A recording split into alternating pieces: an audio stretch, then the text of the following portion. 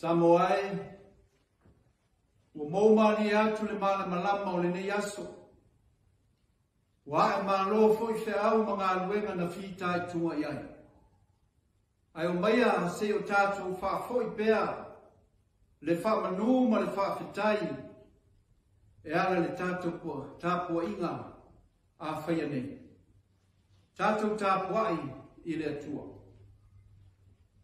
A wā aise fia whaasawa le muina lo na ola e mau ai ia te ia. Au le wha mau lo na ola o na wa e mau ai e ia.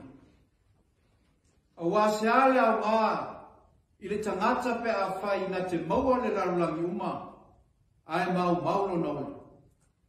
Se a fo se mea e abatu le tangata e tongi o la i lo na ola. Tātou te tā. Matu tu e awhi atu I la o fio. Ina ua sauni le malama e mo atu. Se o matu wha au pēr le angango le Faafetai ma le wha manu le nei asu. Ona ua hae malo fe au mga aluenga na whitai tunga I aino watu. Matu te wala au pēr. Ona le matu ngau I ifa le anganga. Se a fio mai alo anganga I taitolu aina le tau ninga a whaia nei. Ola mātou wala au lea. Fio maia anganga pa I ai, a fio mai. Amen. Tātou ki pese le pese se lau se fulu, pese la tātou ki pese ai.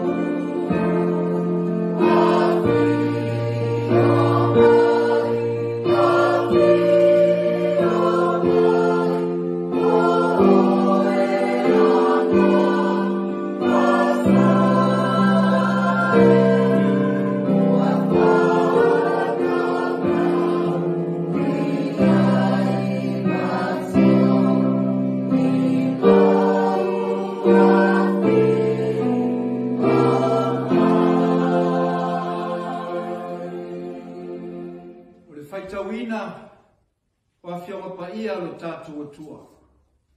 Tusi mari whenga inga tuai, sa mwe lua ilo mata upe lua sifu tolu, a o te whaitawina ni whai upe sifu mari wha ngata i sifu mari fitu. Wha fonga ia, o Afioga pa ia lo tātou oli. Ona po ia sa no fo olo ai tā vita, a o le leo ma o Filistia sa i pete le ema ia. O manao ai leo tā vita ua whapea, ta fia inu vai o le vai eli i pete le ema o loo i le whaitutoa. O na sofa ia lea e nei toa e toa tolu i le tongala wapia Filistia, ma lato utu vai mai le vai eli i pete le ema o i le whaitutoa. Wa avae ai, ma au mai a tā vita, au le mawhai o ia o na inu ai. Au li lingi atu i le rii, ua whaiane o ia le ali ie, ia mamao ia te au na whaia o le nei mea. E le o le toto e le nei o nei tangata, na lato woto o ai ai. E le mawhai a te ia o na inu ai, o mea ia na whaia, e nei toa e totonu. Mai e whenginga fōu, evangelia mareko, lona mata upe 5, o le whai upe tasi e whaangata le lua se fulu, a maua sau taimi, ia ona e whaitawina lea, a la o whaitawina, whai upe se fulu mara wha, e whaangata le whai upe lua se fulu. Ona sola le o e sa whangaina pua, matala atu ai le ai maona whawa ai. O na lato o mai le mata le mea o whaia. Wa lato o mai foi a Yesu. Mawa i loa o ia sa unu tino ina i te moni. Sa i aile le ke ono. Wa nofo i lalo o ia. Wa ofu foi. Ma ua atamai. O na lato mata ta wai lea. O e na i loa. Wa lato whamatala atu ia te lato le winga o le mea na whaia. I le na ultino ina a toa mapua. O na lato ai oi atu le ia te ia.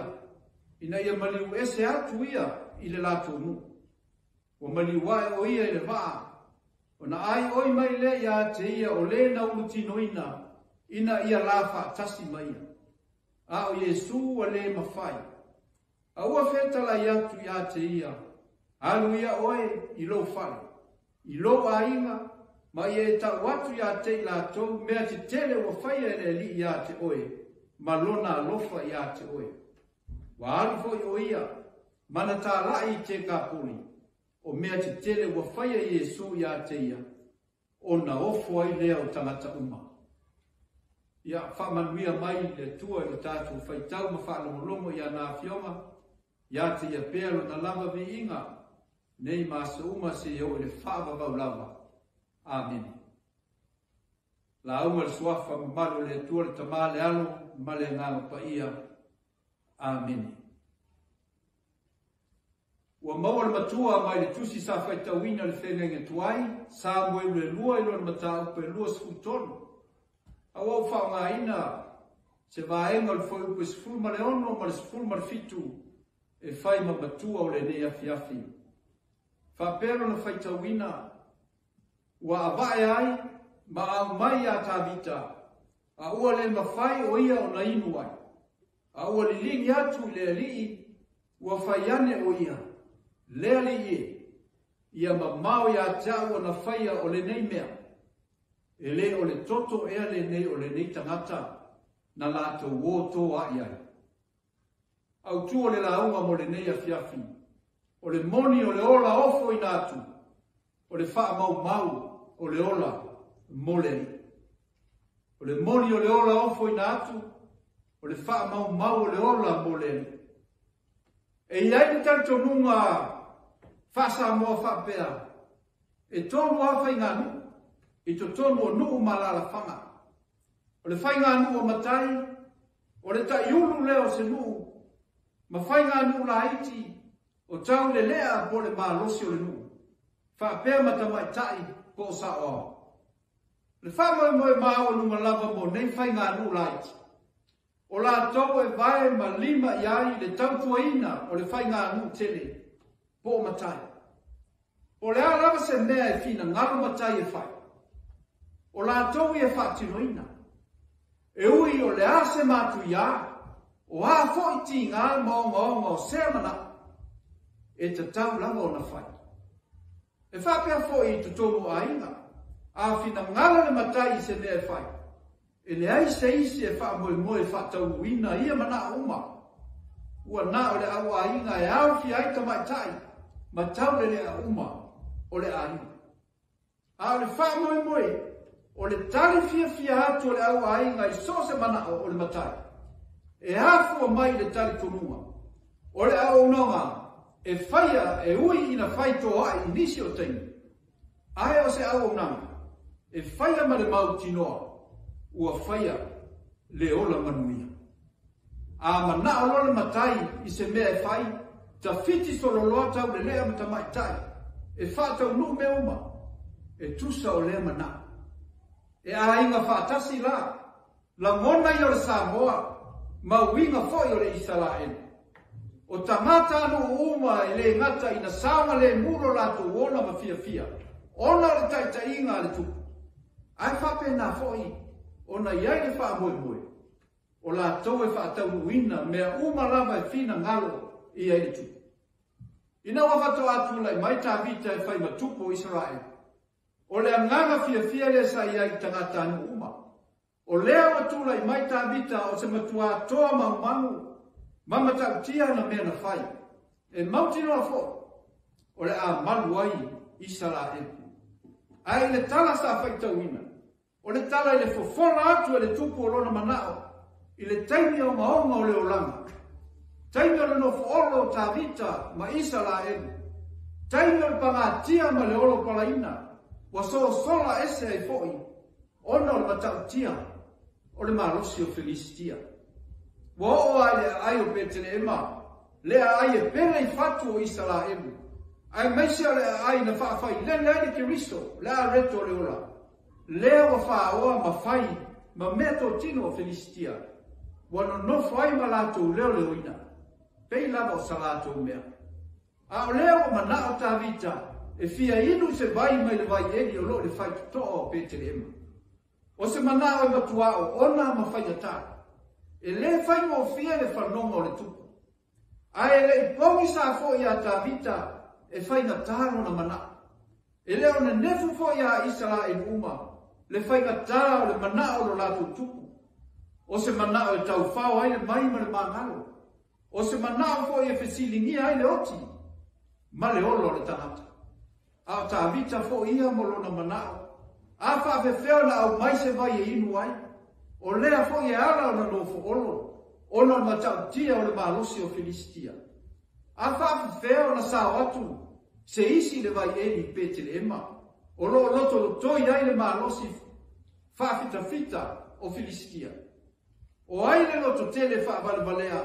A le whaamau. Maulo na ole ne nei lava vai whaatau waa. Pe nao sina whamu pao vai e manao mia. Ai la abatu ai ma le ola atoa. Ato no tu a inga la ngona uma ia sai le loto Israel. Ma tu la ima a tili mai ai. Le matua whainga tā o le mana o le tu. Peitai. Mai a Israel uma. E na o le toa tonu lava toa na ofo ane. Ma oi Betelema. Se itali atu le fina ngalo le tu. E toa tonu lava toa o e na le manatu ane te isi. Ilo lato wola whaataua. O toa na tau tua ma le wha mauni. Ilo lato wola ofo i natu. Na le whaatau i na ilo lato wola. Ona o le ave o le wha mua ma wha sili.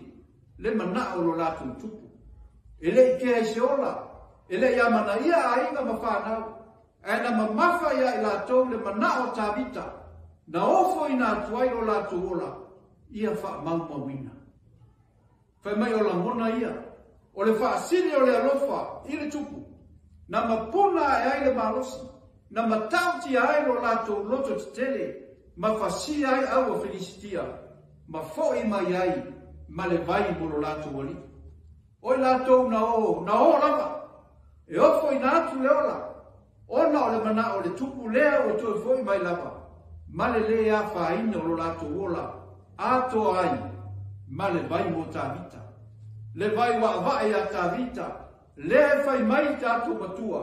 Wa vai ai, ma au mai a tavita. A ua le mawhai o ia o nei nuai.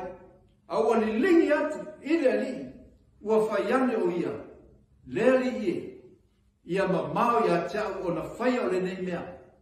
E le o le toto e le nei o nei tangata. Na nato woto ai ai. Ua i lole le lawa tavita. O i tu ai ngā loto to toa ia. Ma le loto te tele whapea. O mea ia tau le atua. Ma o le waifoi o maua mai. Ua ta ua e tavita. O le toto nei tangata tutoa. Sala i la whaatusa le toto. A waa a whai o le toto. O le whai longo o le ola. O la tavita o le ola. O le mea le atua. Ave la lea mo le atua. O le tauti ngā ma le tautua. Ua whai ai mea sili. Ma le leso le mui. O mea ia le atua. Ave la ia mo le atua. Ia mana tua. O le mea ua whaia nei toa e toa tonu. O le winga tonu ale na o le saunoanga Yesu. Se ale au ngā o le nei lalo langi uma. Ae mau wai le ola. O le whaasaunga le muina lo na ola. E mau wai ia te ia. A o le wha mau lo na ola. Ona oa. E maua e ia. Pro wha matala e mareko. Le tala le tangata. Na wha tau ngā ma wha mau e te moni lo na ola. Ai umane le tala. Wa ofo atu e wha mau lo na ola. Mole li. O le tangata sa whaitu ma mau mona no fuanga. Ma ua whai o ia ma wha so e sa i tangata o tua pā o le nu o kātara. Ai maise i e whangapua. Ona o lo ia te ia lea nganga leanga. O le tangata whai mai e whea i tele noa. A o lona mahosi o lo whamatala ina. Wa atu lasi o na sai mai o mea. O nono a tia ai. A ua motu sia e ia. Ma tui pala ina ua mea. O wha mau ai o na vai. Le ai fo se tasi. Na te wha alata ina. Ona o lona mahalosi winga ese. A o le po. E whea wai. Ma ma alanga solo. Ma se leilo na tino i ma ai. E alo fia fo e tangata lea o ngā ele. Ona o lona matautia. Petai. Ina ua i loa atu Yesu. Wa momoe maifo maalanga. Yesu e le alo le atua silisili e se. O le aso fina ngalo moa. Afe sili Yesu le imoa. Ai taliane o leki ono o lona winga. E toa tele te moni o lo whaile le tangata. Mo latu wapitanga. Wa tutule Yesu te moni fafo. Ai toi ai oiane. E awa. Nei awa se ina i latu le nu. Ai awina i latu i pua e ulu tino ai. Fai mai mareko. Wo i fafo nganga leanga. Maulu tino pua. Ona feo sofi le to fe. Mamane le moai. Wai loe le nuhu. Le mea ua tupu ya latu mea fafanga. Ona o mai lea mai loa. Le tangata na iai a nganga lea o nofo i lalo o vai o Yesu. Wa ata mai, wa ofu foi, ona mata tau wai leo rinu. Ai na o toi foi Yesu, ona ai oi ai lea o le nei tangata, e fia ofa tasi maina. Ai tari Yesu, anu i lo fali, i lo aina, ma tau ia te i latou, mea te tele o whaia ele li ia te oe. Malona lofa ia te oe. Samoa o le tala malama. I le afio mai o Yesu ma afio atu ma lave ai. I ona tangata o saisaitia i so se vai panoa le olanga. Le nei tangata sa whai ma apitanga o te muni. Sa whea lua i tele noa. Sa wha leanga e nganga leanga lona tangata. Uane. Whai mai wata mai. Ua whaino na ofu ma nofo i lalo o a ao o le. O le nofo i lalo i a ao o le. O le wha i lomo le tangata ua fia tautua. Ua fia ofu atu le ola e wha mau mo le li. E wha pe whiao na i ola. Ua manao e fia muli. Ma au auna mo le li. Ai whai e Yesu. Anu mua. E a mata mai tutonu o loa inga. I loto lua, ma lau whanau, ta lai ai le tala le leina e va ai ai. Ta lai ai mea na e mori mawina, o na e sau lea ma buli buli mai. Le tangata Faafetai iai ma bua ngā leo langa, ua anei, ua wala au sao iai le li, i oe, e le lilo le tangata e le silafanga le li. O le tangata ua wala au matusi lima iai le li, o le tangata na te whaia le fina ngalo o le atua, e le tu ua ia i ahanu pea.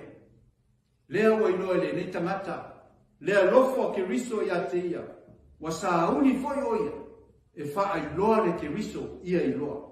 Wha iloa wha pefea, Samoa. Po a lama fe au mga ruenga o tautua, ma wala au wina iai, i company, ma so se wha lapu kotonga, ai maise le ka le sia ma le malo, ia ngālu lue ma tautua ma le alofa ma le wha maoni.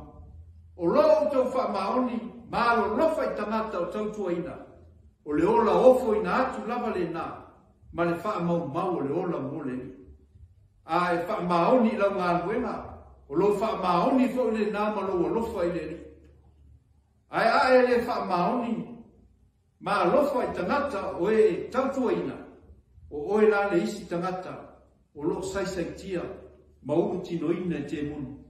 O le moni o le ola ofo ina atu, i so se fe au, ma so se ngā luenga, o le wha mau lava lea o le ola mole ni.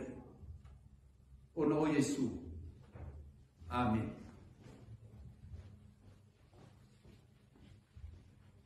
Tatu pese de pese e se la.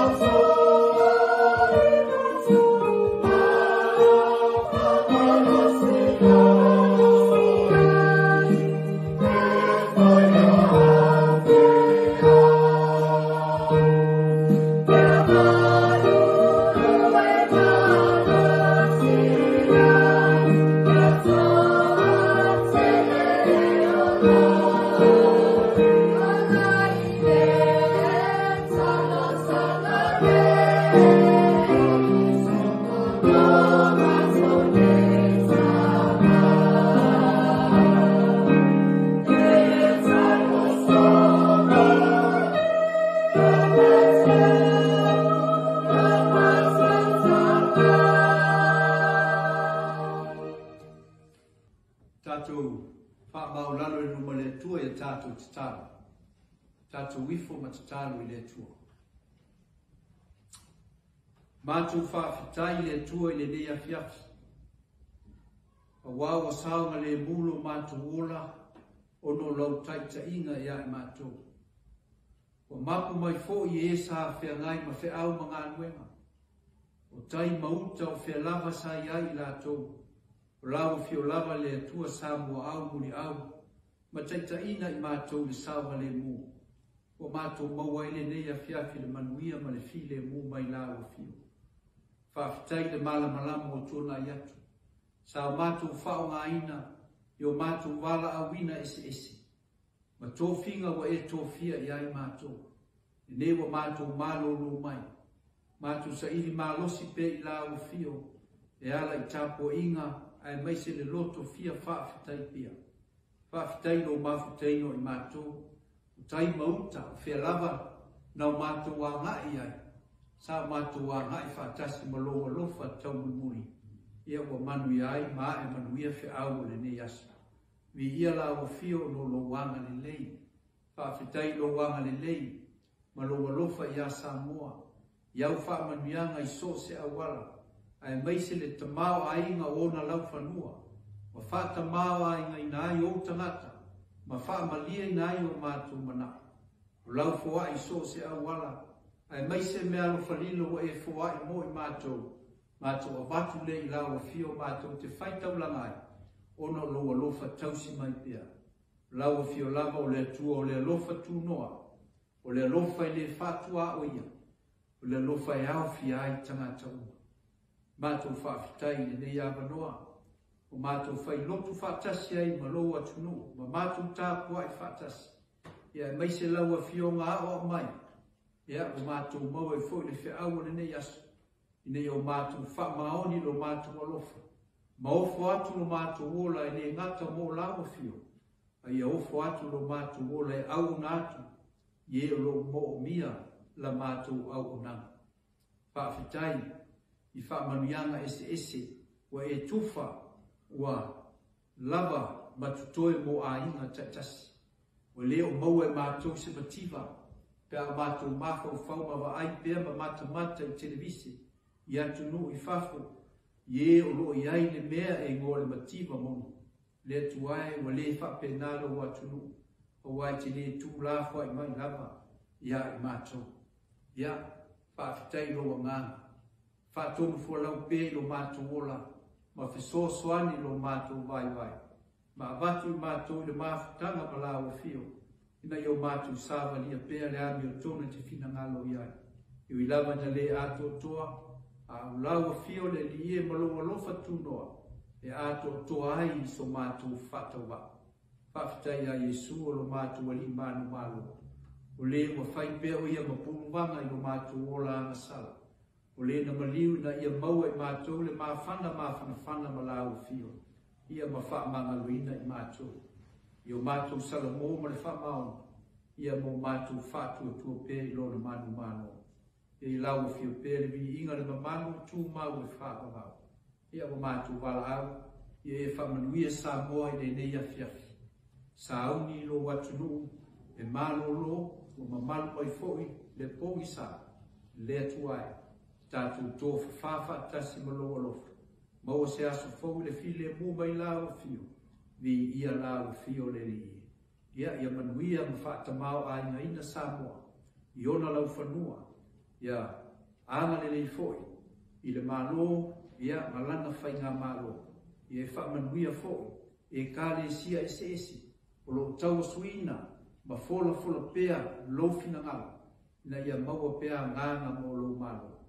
Man tua nisi o lo maua i mai, ma whainata, ma whaafitau, ese ese o lo atunu, le atuai i ai lo mana whaamalo lo, anga le lei tō fitina, whaamalo si ai o latu whaanoa noa, ia e maise lo latu mawhatia i so se whaafitau. Ia o mātou wala au le i. Tua nā pēa Samoa malana whainga malo, ia pule pēa la o fio. Whaavai la o fio, o la o fio foi mātou te whaamoe moi ai. E te au maia le loto tele, ma le loto fou, ma le loto mau. ina ia pulea ai e le whainga malo Samoa i le amio tonu e te whina ngalo i ai. Ia, te le mātou te tau, e o mātou mana tua peo mātou leana, ia mā ngalo i mātou loa lofa tūnoa. Ia o mātou te talo ia, mātou wofu i nātu, ia whātasi, matatalo leo leo ar tangata lava ia.